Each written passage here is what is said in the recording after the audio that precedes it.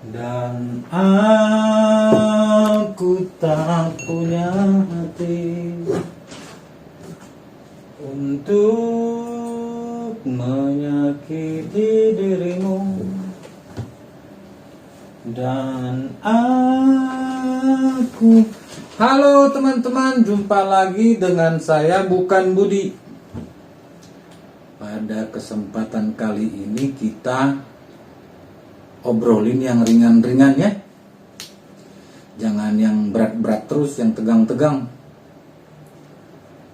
Oke, kali ini kita akan membahas mengenai indera keenam dan indigo. Tuh, indigo tuh perlu tuh kalian tahu apa bedanya. Jadi, kalau kalian udah bisa membedakan indigo dan indera keenam, kalian nanti tahu mana dukun palsu, mana pemain sulap, mana paranormal asli, mana yang pemain sirkus, pemain akrobat, mana badut, ya. Ini perlu biar jangan tertipu. Jadi banyak orang mengatakan bahwasanya indera keenam itu sama dengan indigo. Kalau menurut saya kurang tepat. Karena seseorang yang memiliki indera keenam belum tentu seorang indigo. Tetapi seorang indigo sudah tentu memiliki indera keenam. Bukan indera jainal, indera keenam. Begitu. Jadi seseorang yang memiliki indera keenam belum tentu dia sebagai indigo, tetapi seorang yang indigo sudah tentu memiliki indera keenam, karena indera keenam ada di bagian-bagiannya indigo. Gitu. Apa itu indera keenam? Indera keenam adalah alat untuk merasakan sesuatu itu secara naluri dan intuisi.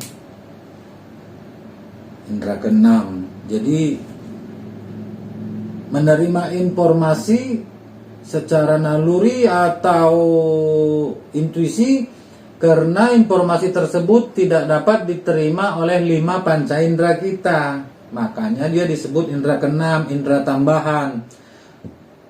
Jadi disebut juga extrasensory perception, ESP singkatannya. Nah, itulah indera keenam. Kalau teman-teman pernah dengar ESP tulisannya extrasensory perception, itu adalah indera keenam. Gitu. Apa-apa aja yang dirasakan indera keenam? Kemampuan apa aja indera keenam nih? Oke, indera keenam mampu merasakan kehadiran makhluk astral. Ada juga ya indera keenam yang memiliki indera keenam bukan hanya bisa merasakan kehadirannya, tetapi bisa melihatnya. Atau disebut indera keenam yang memiliki 2 penglihatan. Kemudian seseorang yang memiliki indera keenam adalah seseorang yang mampu berkomunikasi melalui pikiran atau disebut juga telepati. Dan orang yang memiliki indera keenam adalah seseorang yang bisa mendeteksi kebohongan. Gitu. Jadi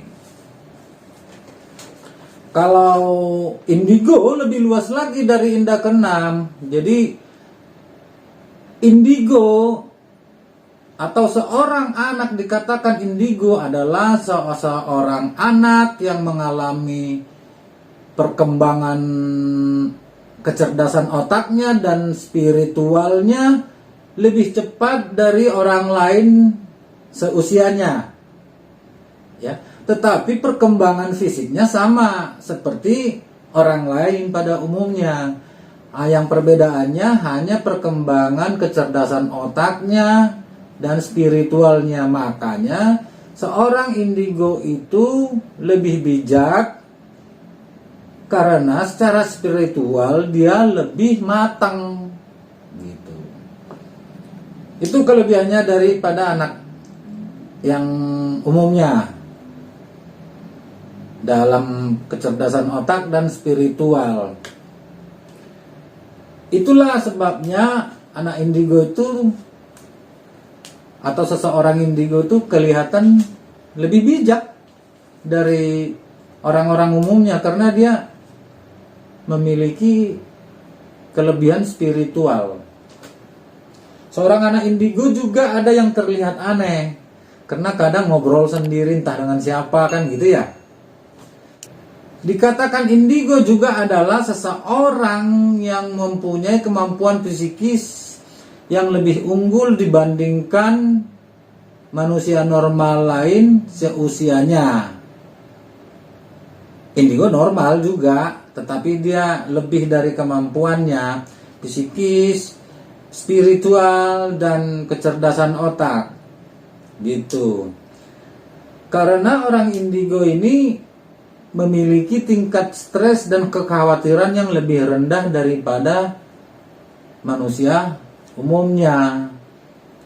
Jadi kelebihannya ialah lebih unggul secara psikis, psikologi, lebih unggul dari secara spiritual, dan kecerdasannya di atas rata-rata. IQ-nya biasanya orang indigo itu di atas 120. Dan tingkat stres mereka itu rendah. Kekhawatirannya tingkatnya rendah daripada orang biasanya gitu. Seorang indigo juga disebutkan adalah seseorang yang memiliki karakteristik perilaku dan atribut psikologis yang unik dengan ciri-ciri: 1. Memiliki intuisi yang kuat. 2. Cenderung hiperaktif. 3.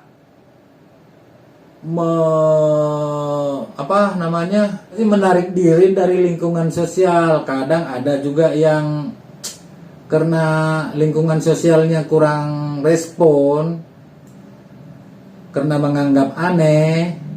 Jadi seorang indigo juga ada beberapa yang sifatnya menarik diri dari lingkungan sosialnya gitu. Susah menyebutkannya. Dan seorang indigo juga ada yang mengalami kesulitan menyusun kalimat yang sistematis pada saat berbicara dengan orang lain, sehingga mengakibatkan problem perilaku pada seseorang yang mencoba berinteraksi dengan si indigo. Jadi susah dia mengatur kalimat, menyusun kalimat yang sistematis. Mungkin karena tabrakan dengan alam bawah sadarnya ya. Intuisinya, insting, feelingnya itu mengatakan A, yang keluar dari mulutnya susah mengungkapkannya gitu loh. Jadi sehingga sulit berinteraksi dengan orang lain. Jadi begitu maksudnya.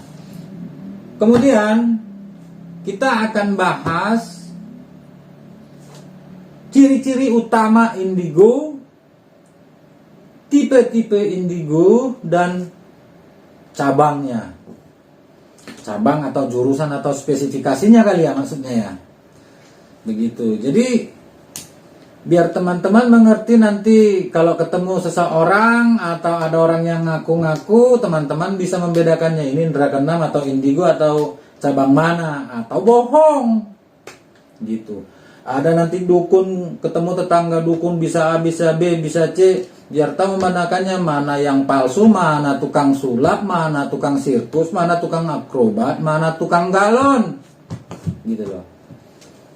Oke, kita mulai dari ciri-ciri utama indigo. 1. Rasional. Dikatakan rasional adalah berkaitan dengan tingkat kecerdasan seorang indigo. Jadi rata-rata kecerdasan indigo itu di atas 120 IQ-nya. Makanya cerdas-cerdas orang indigo ini. Gitu. Dan cepat mempelajari sesuatunya gitu ya. Kedua, konsep spiritualnya. Jadi ciri-ciri indigo adalah rasional, konsep spiritual. Nomor 2, mungkin yang dimaksud konsep spiritual adalah yang berhubungan dengan spirit atau roh ya. Begitu. Jadi nomor 3 itu pengalaman ESP. Nah, itu tadi indera keenam. Extrasensory perception itu. Jadi pengalaman indera keenamnya itu ciri-ciri utamanya orang indigo. Kemudian kita masuk ke tipe indigo. Tipe indigo adalah satu, apa ya? Humanis. Jadi dimaksud dengan humanis adalah mudah bekerja sama dengan orang lain, tingkat tingkat jiwa sosialnya itu tinggi, kemudian hiperaktif. Itulah yang humanis begitu. Jadi selain dia memiliki pendapat yang kuat, dia juga bersosialisasinya bagus. Ada yang penyendiri kan gitu. Jadi ada juga yang tipenya humanis, jadi bersosialisasi, tingkat sosial jiwa sosialnya tinggi, gampang bekerja sama dengan orang lain. Kemudian tipe yang berikutnya adalah tipe yang konseptual. Jadi disebut dengan konseptual di sini adalah dia lebih memilih bekerja sendiri dan dari hasil pemikiran sendiri. Begitu.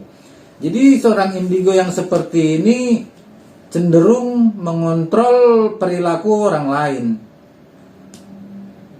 Ya kalau orang lain mau dikontrol perilakunya ya bisa bekerja sama dengannya. Kalau tidak ya nggak usah. Jadi si indigo ini lebih mengutamakan dia bekerja sendiri dari hasil pemikiran dia sendiri. Begitu kawan-kawan. Kemudian yang ketiga ya. Yang ketiga ini art, yang berhubungan dengan seni. Artis boleh, seniman boleh, budayawan boleh. Jadi banyak itu budayawan atau kesenian tradisional atau artis-artis indigo. Kayak yang punya channel sebelah juga kan, Denny indigo. Dan artis-artis lain begitu. Jadi seorang indigo yang lebih menyukai seni dan menuangkannya dari seni begitu. Jadi tipe indigo yang keempat adalah tipe indigo interdimensional. Interdimensional ini maksudnya dapat memasuki dimensi lain. Dapat memasuki dimensi lain atau dapat menembus dimensi lain. Ini tipe indigo yang sulit menyesuaikan diri. Sulit menyesuaikan diri karena ya sering-sering begitu. Jadi orang yang di sekitarnya pun kadang merasa aneh. Jadi dia merasa risih juga gitu loh. Jadi itu kira-kira kalau ada yang kurang tolong teman-teman tambahin. Kalau ada yang salah tolong dikoreksi. Begitu. Itu tipe indigo. Terus cabang-cabang indigo atau jurusannya atau spesialisasinya banyak bagiannya. Jadi kita sebut langsung aja ya. Ada seorang indigo yang memiliki kemampuan berkomunikasi seperti dengan indera keenam tadi. Bisa berkomunikasi dengan pikiran atau telepati. Jadi berkomunikasi dengan seseorang lain tanpa batas ruang dan waktu. Mereka bisa berkomunikasi dengan orang lain yang jauh di sana tanpa melalui media apapun, hanya dengan pikiran. Tuh. Yang kedua, ada indigo yang memiliki kemampuan melihat peristiwa di tempat lain gitu. Jadi kita di sini kita tahu peristiwa di kota lain atau di tempat lain aja. Ada indigo yang begitu. Ketiga, ada indigo yang memiliki kemampuan melihat masa yang akan datang. Ya. Ada indigo yang mempunyai kemampuan melihat masa yang akan datang. Keempat, ada indigo yang mempunyai kemampuan melihat di masa lalu. Ya. Kelima, ada indigo yang memiliki kemampuan melihat peristiwa dari satu benda. Seperti ini kan peserta-peserta kasus Subang semua ini. Jadi seperti kasus Subang lah. Ada seorang indigo yang bisa melihat papan cucian itu, peristiwa apa yang terjadi sebelumnya pada papan cucian itu. Ada indigo. Sehingga ditemukanlah siapa yang menyentuh, siapa yang memegang, atau dibenturin bagaimana cara memukul sehingga si korban hilang nyawanya, begitu. Ada itu indigo yang khusus, jagonya spesialisasinya melihat peristiwa dari satu benda gitu. Yang keenam, ada indigo yang memiliki kemampuan menggunakan roh sebagai alat komunikasi. Jadi sebagai media komunikasinya dia memakai roh atau spirit yang ada di tempat situ gitu. Jadi melalui roh atau spirit yang ada di satu daerah, satu tempat, dia mengetahui kejadian apa yang terjadi di masa lalu di tempat itu. Ketujuh ya. Ketujuh, ada indigo yang memiliki kemampuan untuk mempengaruhi suatu peristiwa hanya dengan kekuatan pikiran. Jadi seorang indigo ini mampu mempengaruhi suatu kejadian hanya dengan kekuatan pikirannya. Mungkin seperti yang di film-film itu ya, maksudnya ya. Jadi dia mempengaruhi atau membelokkan dikit atau menggeser dikit suatu peristiwa itu hanya dengan pikirannya, begitu. Dan yang ke-8, ada indigo yang memiliki kemampuan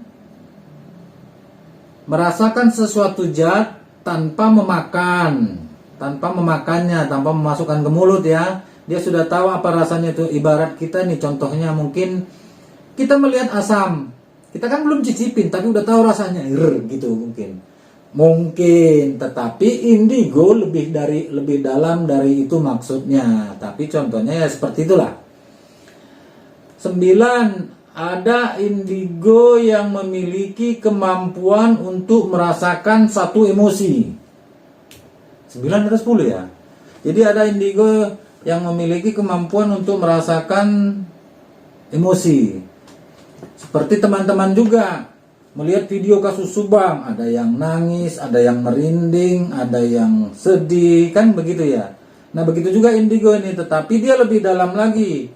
Dia juga bisa seperti ada di sana pada waktu kejadian gitu loh. Jadi emosi yang di sana itu terserap pada dirinya, terus diterjemahkan oleh perasaannya apa yang terjadi di sana, begitu.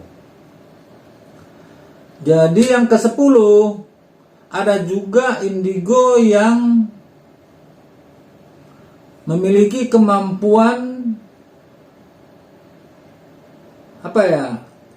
kemampuan psikis hanya dengan mencium bau. atau aroma gitu loh. Ada indigo yang begitu, hanya dengan mencium aroma. Jadi kadang juga seorang indigo tahu, misalnya nih, kita jalan-jalan ke rumah teman. Di rumah teman kita itu mencium sesuatu bau penyakit. Ada yang sakit di sini ya? Oh enggak, sehat-sehat semua. Oh berarti ada yang mau sakit karena tercium bau virus, bau bakteri begitu. Bau yang aneh atau bau mara bahaya. Ada indigo yang begitu. Nah, seorang indigo bisa memiliki salah satu dari 10-nya. Nanti kalau ada yang kurang, teman-teman tambahin, yang bisa jadi 17, bisa jadi 20. Cuman yang saya sebutin 10 gitu loh ya. Atau yang saya ingat, yang saya tahu. Ada seorang indigo yang memiliki hanya satu dari kemampuan itu, tetapi biasanya lebih. Ada yang memiliki 2, ada yang memiliki 3, ada yang memiliki 4, bahkan ada yang memiliki semuanya. Tetapi saya belum pernah jumpa gitu loh ya. Kan ada itu, dia hanya bisa menerawang ke masa lalu gitu. Ada yang bisa ke masa silam, tetapi nggak bisa ke masa depan gitu. Nah, seperti yang bermain kartu tarot itu, Anda bisa menilai nanti siapa yang lebih cerdas, siapa yang lebih cocok memegang kartu tarot, mengocok kartu tarot, meramal dengan tarot. Dari antara, seperti kasus Subang, dari antara 3 orang, siapa yang lebih cocok jurusannya memegang tarot gitu. Tetapi kalau ada yang lebih cocok, bukan berarti yang lainnya itu, misalnya 3 nih, si A lebih bagus, lebih cocok gitu ya, lebih kena-kena. Bukan berarti ini yang 2 ini nggak indigo, mungkin jurusannya lebih bagus dia di misalnya kemampuan komunikasi melalui pikiran mungkin, tetapi dia nggak bisa melihat masa lalu dan masa yang akan datang melalui kartu begitu. Melihat tarot itu kan melihat masa yang akan datang itu. Belum tentu dia bisa melihat masa lalu. Begitu. Karena pertanyaan orang kan, apakah saya nanti dapat kerja? Apakah saya nanti hamil? Apakah saya punya anak? Apakah siapa jadi tersangka? Kan masa yang akan datang semua yang kalian tanyakan. Nah, coba tanya masa lalu. Bisa jadi dia kurang mumpuni karena seorang indigo itu bisa jadi hanya bisa melihat masa lalu, melihat masa lampau tidak gitu. Bisa jadi kedua-duanya bisa, begitu ya. Jadi ada yang bisa keunggulannya cuma 1, bisa 2, bisa 3, bisa 4, bisa semua gitu. Nah kawan-kawan, itulah perbedaan indigo dan indera keenam. Agar kawan-kawan tahu kalau tetangga-tetangganya ngaku-ngaku dukun, bohong. Nah, bisa gitu. Kalau misalnya ada di tengah jalan tukang